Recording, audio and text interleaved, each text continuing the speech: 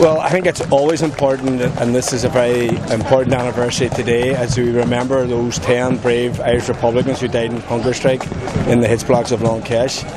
I think as the years unfold, the legacy remains and it's enduring. I think at that particular time, the integrity of the political struggle was up for stakes. The British government tried to criminalise the Republican prisoners and by extension the Republican struggle, but that was faced down by the courage of those 10 great friends and comrades of ours. So we're here today in Dundalk, and I think it's very fitting. This is the constituency where Paddy Agnew was elected as TD, along with his friend and comrade Kieran Doherty was elected in Cavan Monaghan. So it's great to be here. I think it's a great fitting testimony for the men that died, that so many thousands of Republicans from all over Ireland, particularly young people, are here to carry forward that tradition of remembering those who died in Kesh.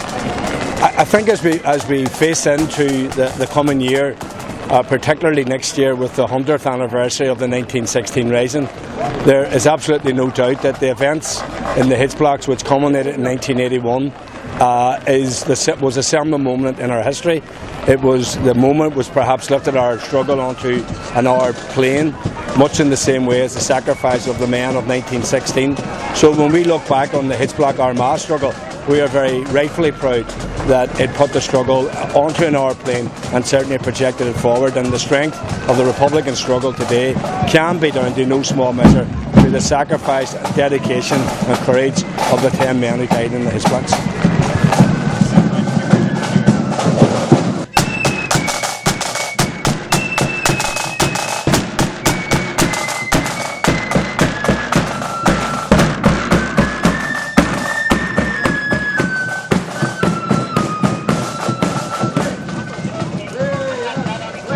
It's the first time that County Louth has been given the honour of hosting the National Hunger Strike Commemoration, and the National Hunger Strike Commemoration 2015 marks the 34th anniversary of the 1981 hunger strike. And you can see from the crowds here today, despite the bad weather, that year after year people want to remember and pay tribute to the sacrifice that the 10 men made in 1981, to honour the sacrifice they made and to commit themselves daily to fulfilling the dreams that those men paid the ultimate price for. A point worth making is that, you know, older people have always looked to 1916 for their inspiration. I think younger people, the younger generation today, all look to 1981 for theirs.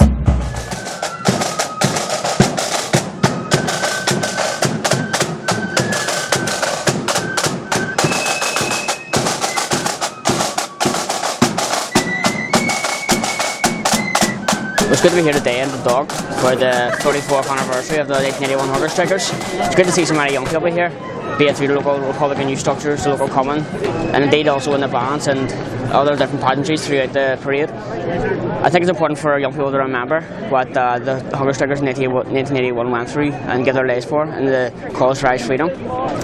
You can always read about books, you can always watch videos, and you can always hear stories, but at the end of the day it's about remembering what the people of 1981 gave their lives for and the conditions which they faced. The past couple of weeks through the Féin and then the Lord Church and Northern Flat, there's been a number of different events which have went on around the conditions in 1976 onwards, in 1981, and what the people have done and what they had to go through. And it's important to tell those stories, it's important for young people to remember and keep the struggle going forward.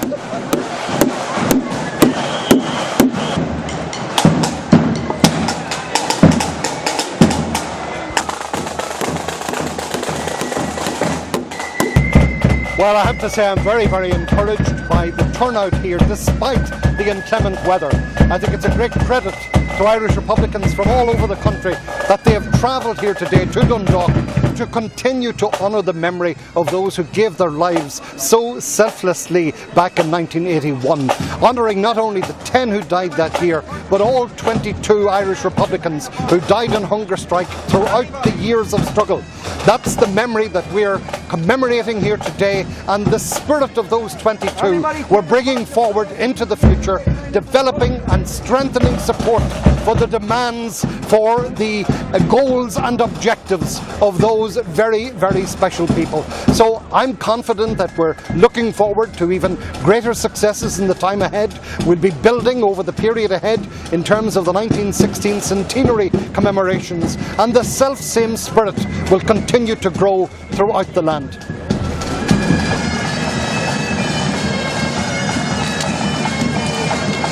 "34 years on now, we still have thousands of people coming out on the streets to remember the hunger strike. And you know, I suppose the hunger strike resonates with people in Ireland, similarly the 1916 Rising. As you can see in the background, the backdrop there, 2 events that will be taking place next year. And of course the big events a few weeks ago in Dublin for the commemoration of O'Donovan Ross's funeral. So all of these are important dates in the Republican calendar, but there's also a sense that people want change, and they're looking back to republicanism, I think, to bring that change about. And all of these people here today remember the hunger strikers, they remember the dark times that we lived in 34 years ago, and they're not going to stop remembering the hunger strikers. They're icons, they're explaining to their children what the hunger strikers did for them, for their communities and for their country. So it's another good day in spite of the weather.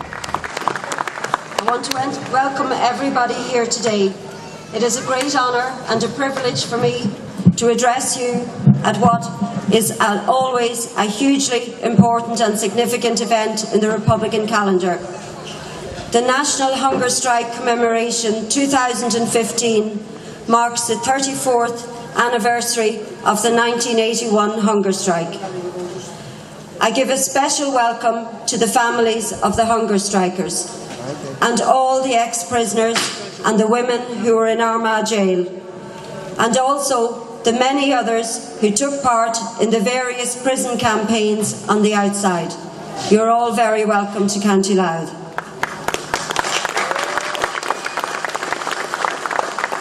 It is hard to imagine, but in 1979, when Bobby Sands was just 25 years of age, he sat in his prison hell in the H blocks, writing a poem called Modern Times. We are now going to have the poem read by Donna Lawless, and I would ask you to just listen to the words and see just how relevant they still are today. Donna. Modern times. It is said we live in modern times, in the civilised year of 79. But when I look around, all I see is modern torture, pain and hypocrisy. In modern times, little children die. They starve to death, but who dares ask why? And little girls without attire run screaming, napalmed, through the night afire. And while fat dictators sit upon their thrones, young children bury their parents' bones, and secret police in the dead of night electrocute the naked woman out of sight. In the gutter lies the black man, dead, and where the aisle flows blackest, the street runs red. And there was he who was born and came to be, but lived and died without liberty.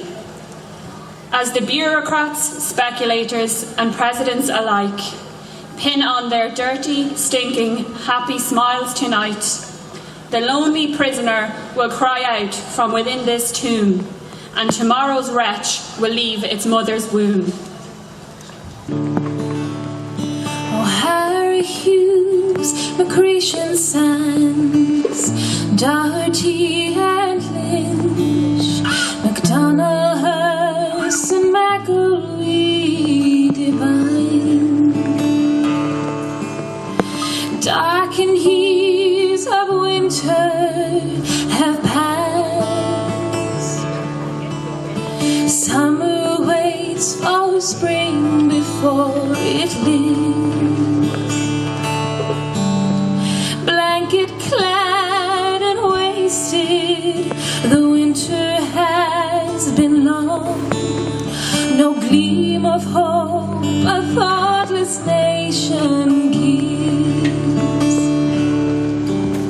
In silence we walk through the streets,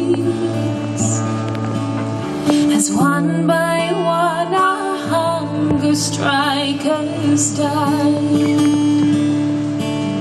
Oh, Harry Hughes, Macretion Sands, Doherty and Lynch, MacDonald, Hearst and McAwee divine.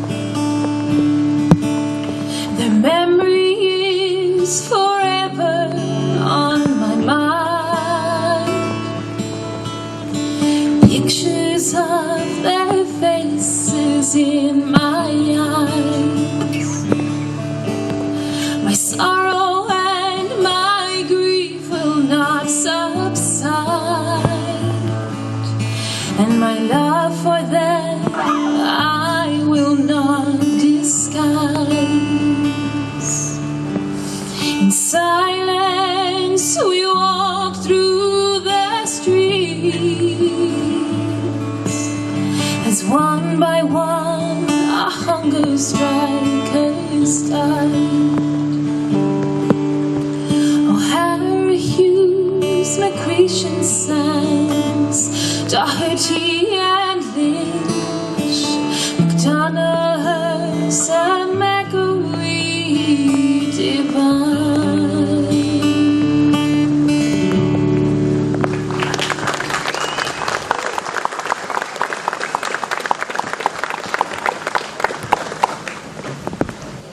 The main speaker today is no stranger to elections, nor indeed prisons, having served both as an internee and as a sentenced prisoner.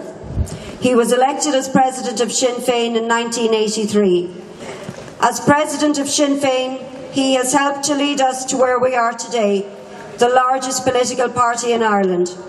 He is recognised throughout the world. He is Gerry Adams, TD.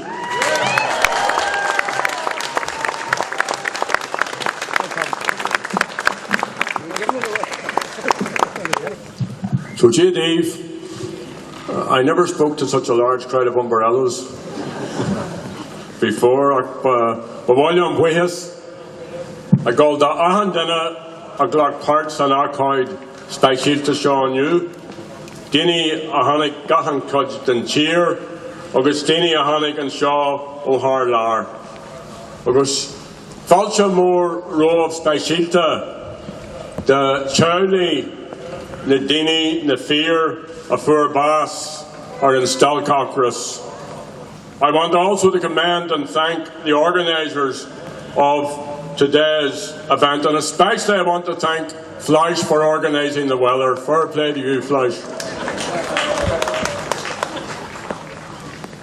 Céad Míle Fáilte to the beautiful county of Louth for this very special celebration of the lives of Bobby, Frank, Raymond, Patsy, Joe, Martin, Kevin, Kieran, Tom and Mickey. Agus Janan Wade Kivnyahan or Frank Stagg, Agus Mayhall Gahan Foster. The men and women of Armagh's Women Prison and the Hits Blocks, and especially the 10 men who died, hold a very special place in the hearts and minds of Irish Republicans. Now, many people here of my age have known other friends and comrades and family members who were killed during the course of the conflict. Brave men and women who give their lives in pursuit of freedom and justice and independence. Agus Janan Wade Kivnyahan Orhu Alig and you Martamage Brutal As to or Fad. But the hunger strikers are exceptional. Perhaps it's because of the very public way that they died. Perhaps it's because as human beings we are all drawn to and inspired by those who are willing to sacrifice their lives, often in desperate circumstances, to save the lives of others and in pursuit of a noble goal. Or perhaps it's because we shared in the trauma and grief of the families, and many of them are here today. who demonstrated enormous endurance and tenacity during those long, difficult months. And their indomitable spirit and selflessness stand out as an inspiration. The generosity, the self-sacrifice of the hunger strikers and the hard work and support of thousands of people across this island and throughout the world inflicted a historic defeat on the Thatcher government. Like the Easter Rising of 1916, it was a watershed in Ireland's long struggle for freedom and against British rule. The momentous election of Bobby Sands and Fermanagh South Tyrone gives a lie to the claim that the political prisoners did not enjoy popular support. And several months later, in June 1981, the criminalisation policy of that British government, which was enthusiastically supported by successive Irish governments, suffered another body blow with the election to the Dáil of Kieran Doherty and Kevin Monaghan and the election of Paddy Agnew here in Louth. As well as the election of Kieran and Paddy, Joe McDonnell came close to winning a seat in Sligo, and Mairead Farrell and others won creditable votes. And all of this was achieved with little real organisation and no great electoral experience. I remember the first poster I saw in Dundalk during that election. It said, "Support the prisoners, vote Paddy Agnew #1. And in every town and small village, in every Stroudwallia across Louth, there was Paddy's face smiling down from telegraph poles, hoardings and tree trunks. And I have to say, he hasn't changed a bit. Come forward, Paddy Agnew, and take a bow. Gut sin seo. Gut sin seo.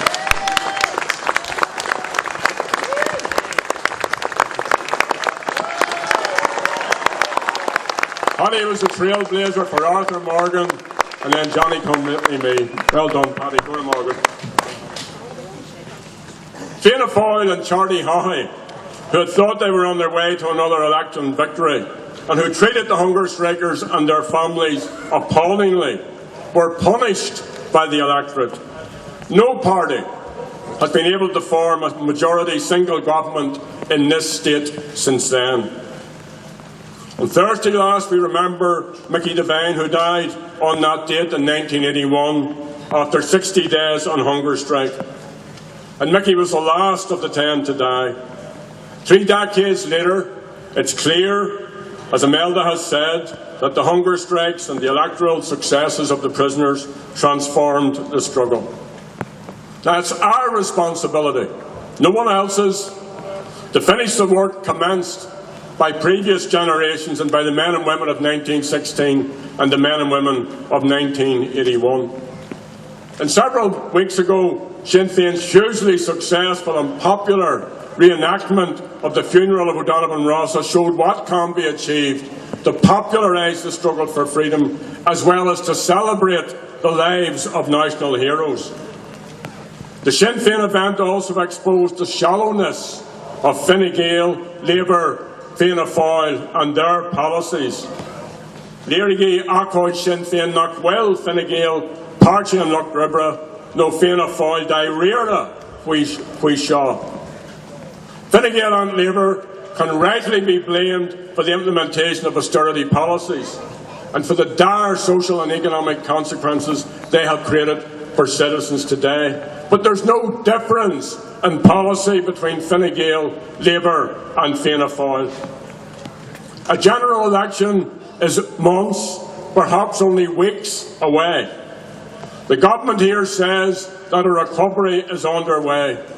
If it is, it isn't a fair recovery.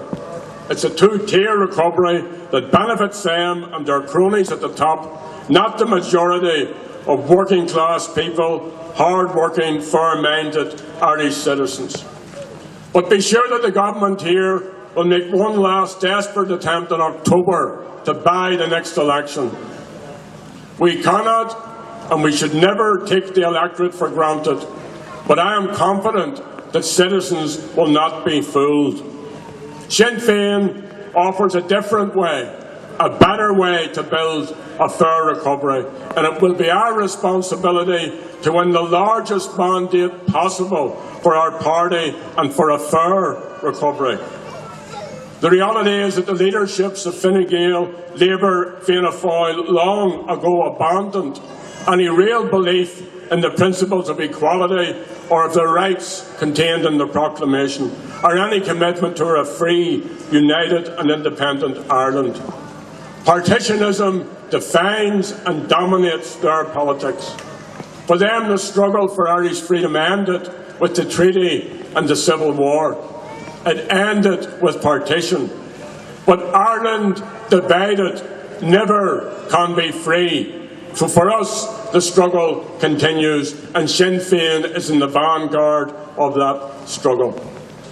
And Newtown struggles, ag Leanán Sharai agus to Sinn Féin John Tussey. And for that reason, our enemies and our opponents seek at every opportunity to attack our mandate, to undermine the rights and entitlements of our electorate, and to undermine the peace process. Like the men and women of Armagh and the Hits blocks, they seek to criminalise us. But they didn't succeed in 1980 and 1981, and they won't succeed today.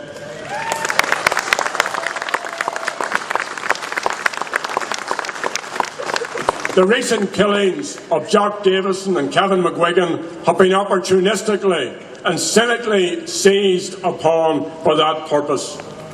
Let me be very clear. The killings of Jock Davison and Kevin McGuigan were wrong. Those involved do not represent republicanism. They are not the IRA. Contrary to what the Chief Constable of the PSNI claims, the IRA has gone away.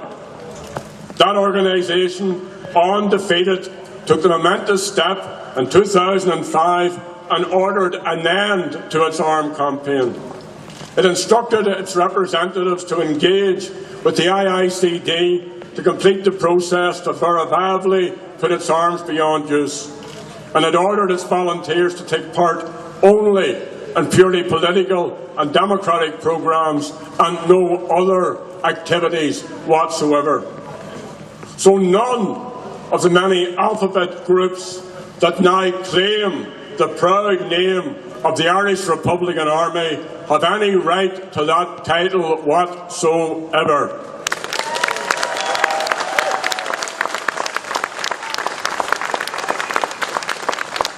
They have no connection with the men and women who bravely resisted British militarism in the 70s, the 80s and the 90s, and who defeated Thatcher in Armagh Women's Prison and in the Hits blocks of Long Kesh. And as we approach the centenary of 1916, there's no need, no rationale and no reason for any armed groups whatsoever. So it's time they called an end to their sham campaign. I have a similar blunt message for those who engage in a sham fight at Stormont on this issue in order to slow down or to dilute the necessary process of change in the north and across this island. Those who threaten to take action against Sinn Féin in the political institutions have no basis whatsoever for this. Sinn Féin's mandate and the rights and the entitlements of our electorate deserve exactly the same respect and protection as everyone else. And Sinn Féin will defend that assertively and robustly.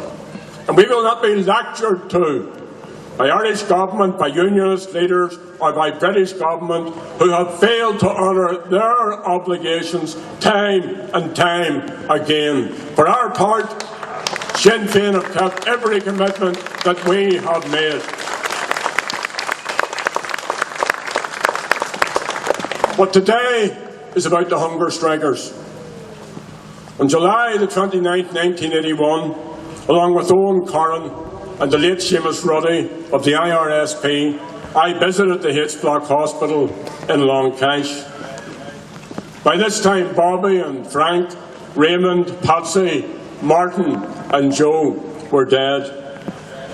We met Thomas McElwee, Lawrence McKeown, and Lawrence is also here today, Matt Devlin, Pat McKeown, Paddy Quinn, Mickey Devine, and their OC, Vic McFarlane, in the prison hospital. They all looked rough, pale, prison pale, skin stretched across young, skull-like faces, legs and arms indescribably thin, eyes with that penetrating look that I myself often noticed among fellow prisoners in the past, and that Bobby Sands described as that awful stare of the pierced or glazed eyes, the telltale signs of rigours of torture. Pat Sheehan, another one of the hunger strikers, said almost matter-of-factly one day at a talk that a casual act of cruelty was committed every single day in the Hades blocks. But as these hunger strikers smiled across the table at us, we relaxed, and soon we were deep in conversation about the STOG, the campaign, the British government's position, and the well-being of their friends and families. After this meeting, Vic arranged for us to go and see Kieran Doherty. Doc was propped up on one elbow on his prison bed. He was a big man, a tall man. His eyes, unseen, scanned the cell as he heard us entering. I sat on the side of the bed. Doc, who I hadn't seen in years, looked massive in his gauntness, as his eyes, fierce in quiet defiance, scanned my face. I spoke to him very quietly and very slowly, and I was awed by his dignity and his resolve. You know the score yourself, he said. I've a week in me yet. He paused momentarily, and he reflected. We haven't got our 5 demands, and that's the only way I'm coming off. Too much suffered for too long, too many good men dead. Thatcher can't break us. Lan or I'm not a criminal. For too long, our people have been broken. The Free Staters, the Church, the SDLP. We won't be broken. We will get our 5 demands. And if I'm dead, well, others will have them. I don't want to die, but that's up to the Brits. They think they can break us. Well, they can't. Chucky our law.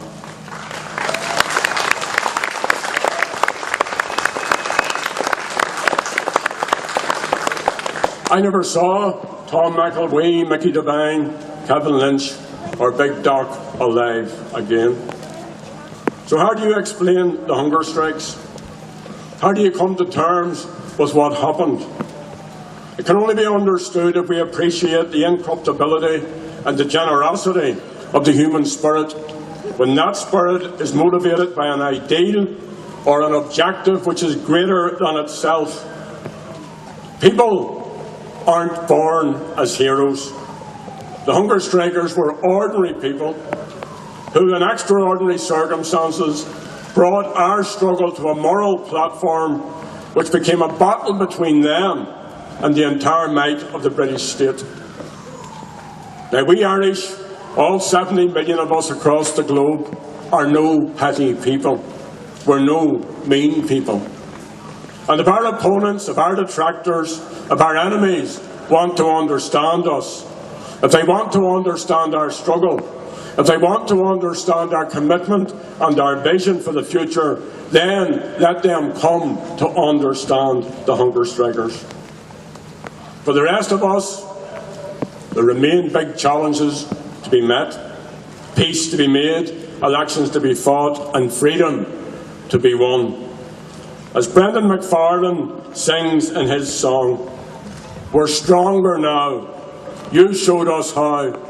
Freedom's fight can be won if we all stand as one. Comrades, let us always remember the Armagh women and the blanket men, and especially the hunger strikers, with pride. let them always be our role models, and let us move forward together as one. Arai, Lynn, Chucky, Arla, Goramila Margaret.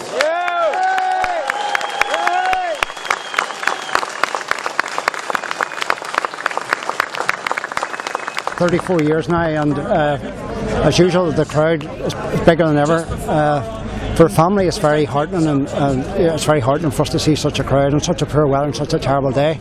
It shows that the sacrifice that the hunger strikers give will never be forgotten by the people, by the Republican people of Ireland.